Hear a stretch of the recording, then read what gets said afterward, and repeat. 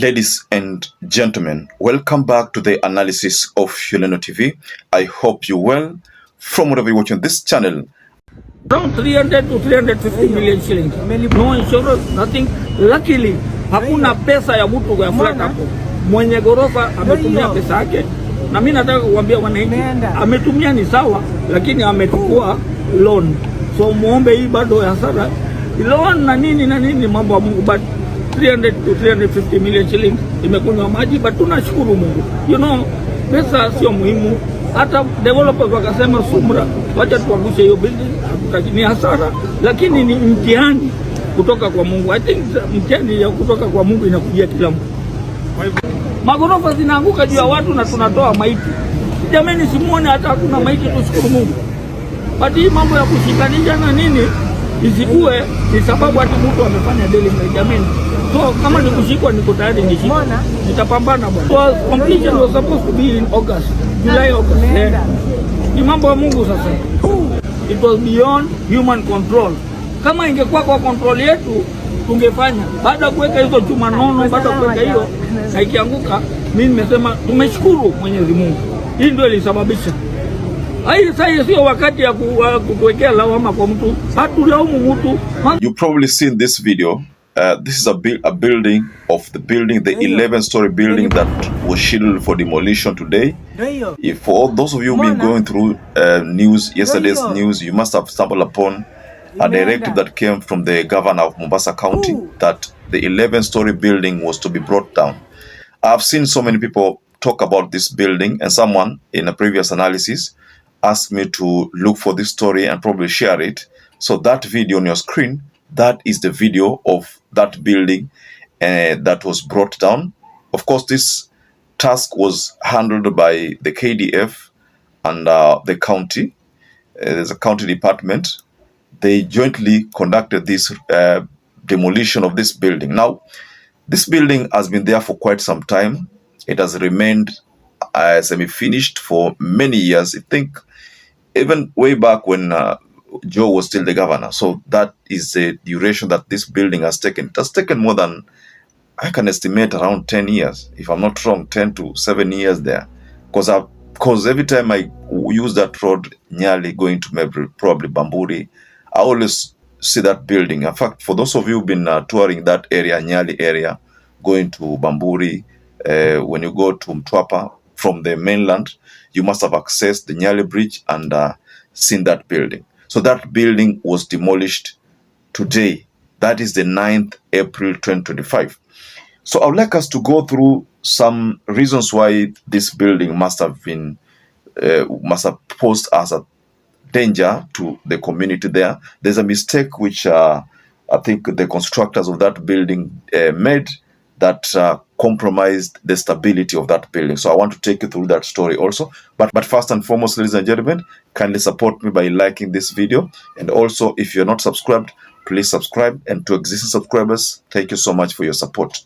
Now, if you go back to the story of this building, there's a story here that a borehole, you know, imagine the biggest mistake that these people could have conducted is a borehole was dug, you know, and based on the story, and this is what the governor said, building structure, the integrity of that building was compromised by a borehole which was drilled.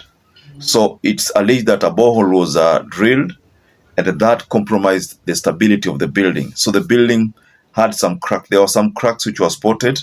Na a section of the building ilikuwa inaonekana kama inaanza chini. So that is how this matter got the attention of the county. In fact, the county has been observing this building for quite some time, and based on the story, there was no approval of this borehole.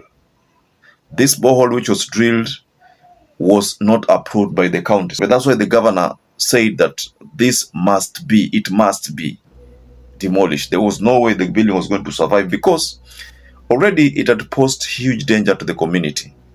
But the good thing is that after this exercise, there was no casualty.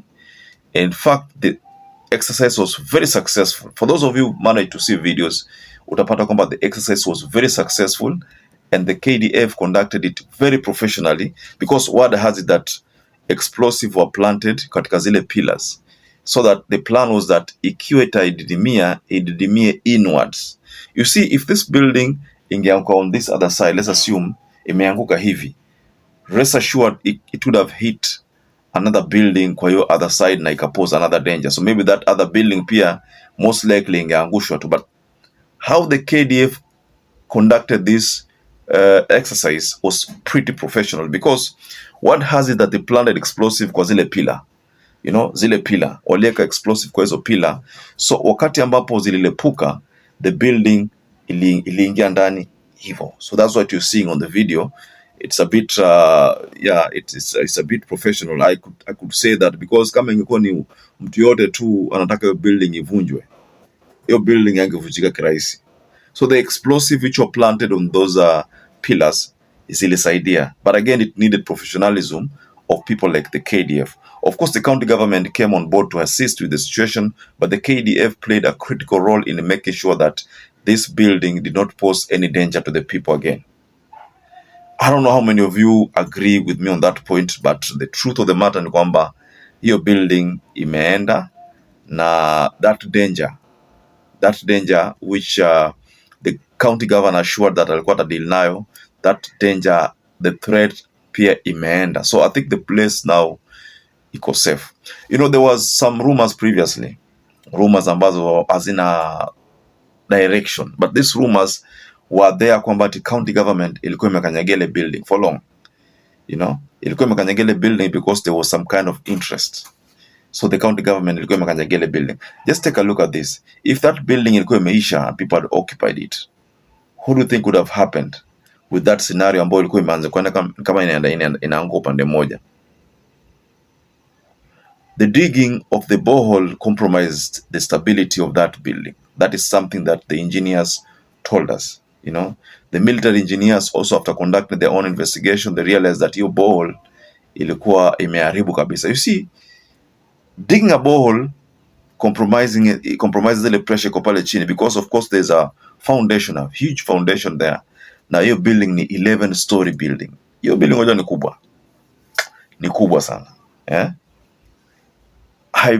Yaani ni vya sasa, unajua sasa hii ishafanyika, but kama ungekuwa ushawahi kufika Mombasa, hiyo area uione, hiyo area kwenda Nyali, Kongoya hapo, hiyo barabara kama unaenda Bamburi, hiyo area ungeona building, ukapata building ni kubwa. The most important thing ni kwamba building ilikuwa lazima itaangushwa tu. So ladies and gentlemen, I'd like to rest my case there, but just go below in the comment section and tell us what you think about this latest news about the 11-story building that was demolished using explosives. So perhaps if you're watching this video and you've not subscribed, take 1 second and subscribe, like this video. Until you catch up again, stay safe and stay blessed.